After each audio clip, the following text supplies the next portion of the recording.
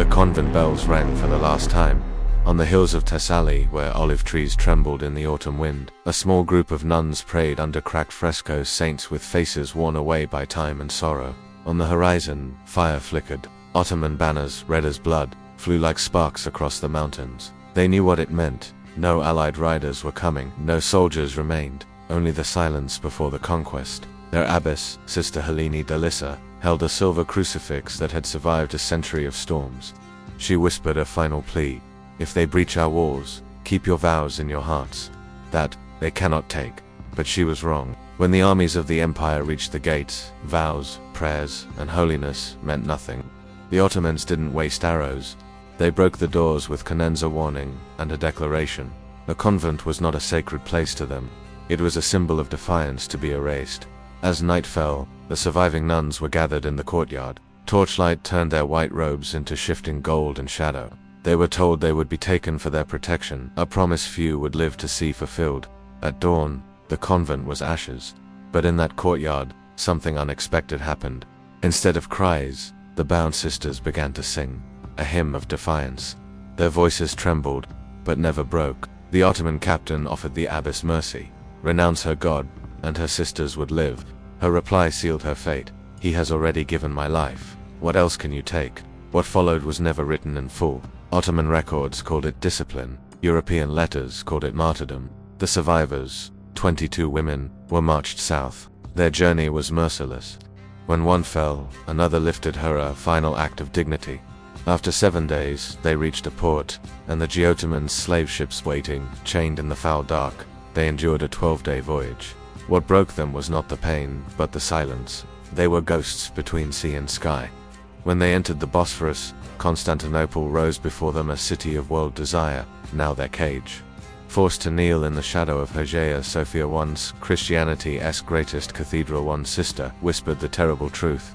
We are home, but it is no longer ours. They were brought before the Grand Vizier. The Sultan offered clemency. Convert, receive new names and life in the palace. Refuse, and face the discipline of faith. One elder, Sister de Harris, spoke not as a captive, but as one who had seen empires fall.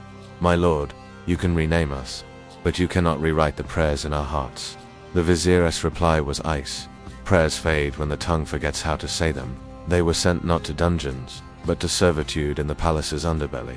The Ottomans believed time and toil would break them.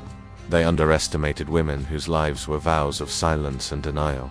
In secret, they prayed. They carved crosses into clay walls.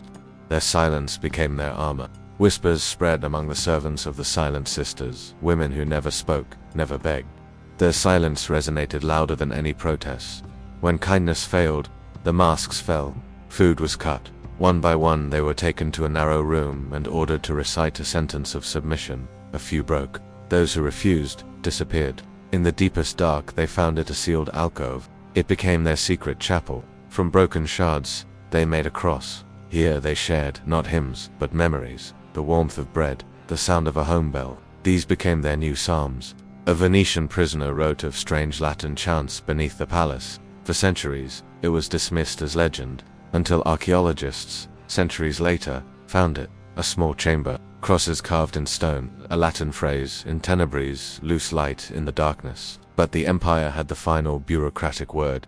In the palace archives, under the column for their names, a blank space, disposed no date, no burial register. History erased them not with fire, but with withheld ink. Yet silence itself became proof. Only a truth that shames is hidden so carefully. The diary of a courtier, a spy's letter, the pilgrim's tale fragments that refuse to die. Some say on certain nights, the lower halls still grow cold and smell of unmade incense. They left no graves, only fingerprints in stone. A whispered prayer that outlasted an empire. In their silence, they still speak. And if you want to join us as we unearth other truths buried in the shadows of history, subscribe and hit the bell. Because some stories are too important to be forgotten, no matter how dark.